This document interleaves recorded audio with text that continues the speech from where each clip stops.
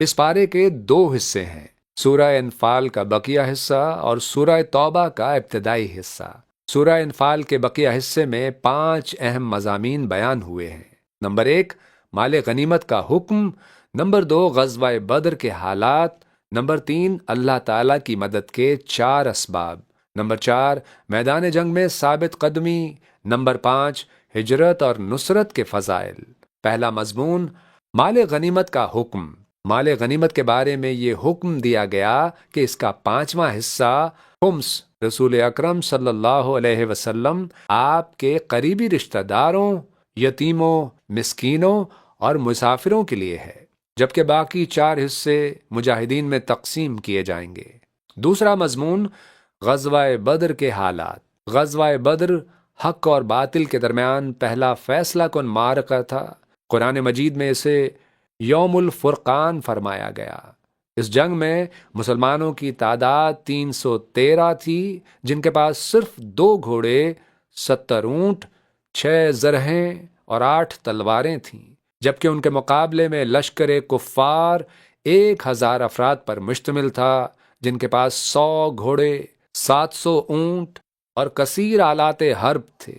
حضور رحمت دو عالم صلی اللہ علیہ وسلم نے پہلے مسلمانوں کے لشکر کی جانب نظر فرمائی، پھر کفار کی طرف دیکھا اور دعا کی کہ یا رب، اپنا وعدہ سچ فرما جو تو نے مجھ سے کیا ہے۔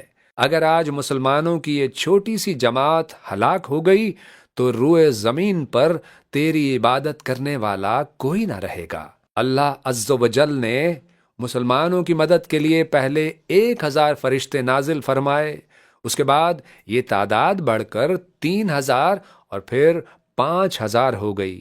اس جنگ میں کفار مکہ کو ذلت و رسوائی کا سامنا کرنا پڑا۔ تیسرا مضمون، اللہ تعالیٰ کی مدد کے 4 اسباب۔ نمبر 1، میدان جنگ میں ثابت قدمی۔ نمبر 2، کثرت سے اللہ کا ذکر۔ نمبر 3، آپس کے اختلاف اور جھگڑوں سے بچنا۔ نمبر 4، مشکلات اور ناگوار حالات پر صبر کرنا۔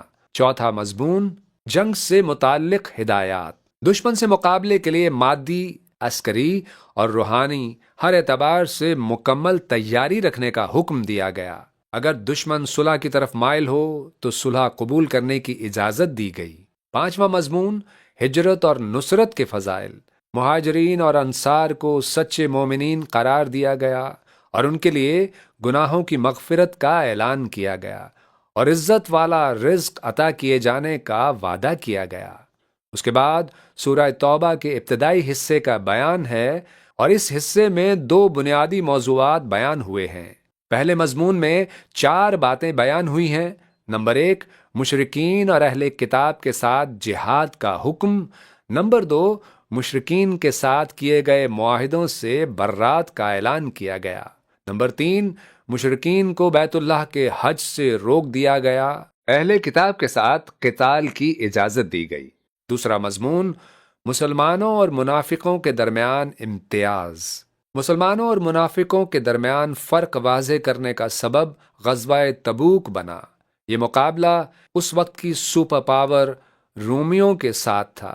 یہ پارہ ہمیں سکھاتا ہے کہ اللہ کی مدد ہمیشہ ایمان، اتحاد، صبر اور اطاعت سے حاصل ہوتی ہے۔ اے اللہ، ہمیں حق پر ثابت قدم رکھ، اخلاص عمل نصیب فرما اور اپنی نصرت و رضا سے سرفراز فرما۔ آمین ثم آمین۔